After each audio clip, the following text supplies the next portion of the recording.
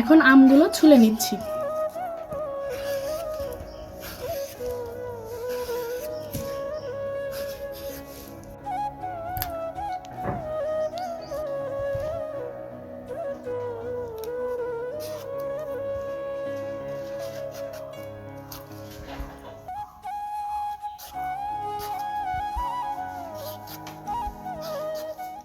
আমার আমগুলো ছোলা শেষ, এখন আমি ধুয়ে নেব।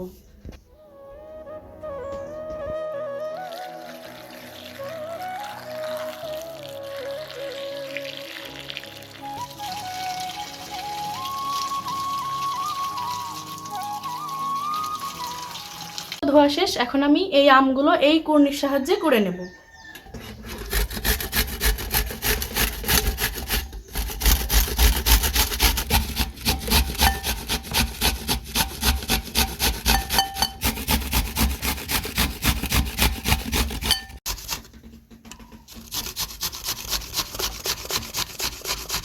কুড়া হয়ে গেছে, এখন সিদ্ধ করতে দিব।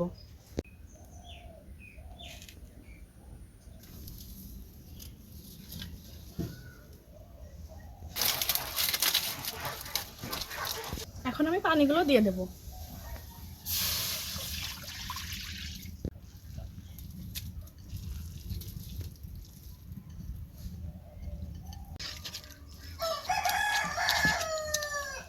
ঝাল মিষ্টি আমের আচারটা বানানো খুবই সহজ, কারণ এটাই খুবই অল্প পরিমাণ উপকরণ লাগে। উপকরণগুলো এখানে সামান্য পরিমাণ লবণ, গুড় আর 5 ফোড়ন আর কিছু শুকনা মরিচ।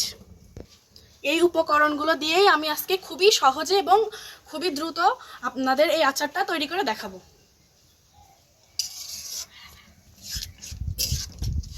আপনারা খুব ভালো করে সিদ্ধ করে নেবেন। এরকম আঠালো আঠালো ভাব হয়ে গেলে আপনারা এটা নামিয়ে নেবেন। তো আমার সিদ্ধ হয়ে গেছে, এখন আমি নামিয়ে নিচ্ছি।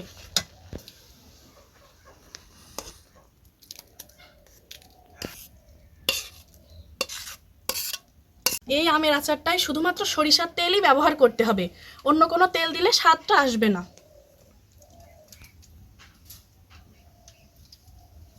এখন আমি এই 5 ফোড়নগুলো দিয়ে নিচ্ছি।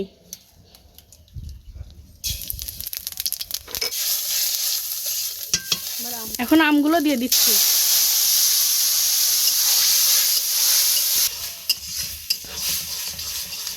তেল আর 5 ফোড়নের সাথে আমটা ভালোভাবে মেশানোর পর এখন আমি সামান্য পরিমাণ লবণ দিয়ে নিচ্ছি।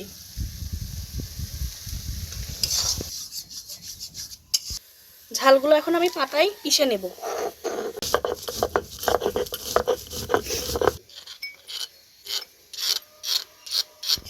এখন গুড়টা দিয়ে দেব।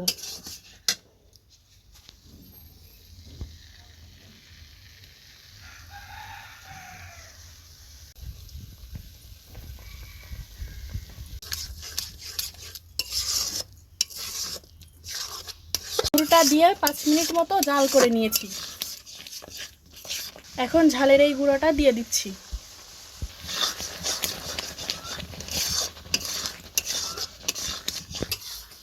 এখানে ঝালের পরিমাণটা আপনারা আপনাদের স্বাদ মতো দেবেন।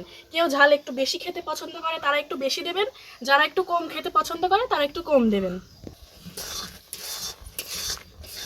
এই ঝালটা দেওয়ার পরে যখন দেখবেন যে আঠালো আঠালো একটা ভাব চলে এসেছে, তখন আপনারা এটা নামিয়ে ফেলবেন।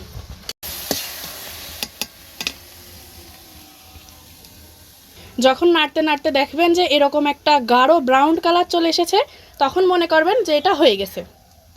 এখানে একটা কথা বলে রাখা ভালো, যারা এই আচারটা অনেক দিন যাবত সংরক্ষণ করে রাখবেন তারা অবশ্যই ভিনেগারটা দিয়ে দেবেন। আমাদের এই আচারটায় আমরা ভিনেগার দিইনি এই কারণেই যে আমরা এটা এত পরিমাণ স্বাদ যে আজকালকের ভিতরে এটা খাওয়া শেষ হয়ে যাবে। এখন আমি নামিয়ে নিচ্ছি।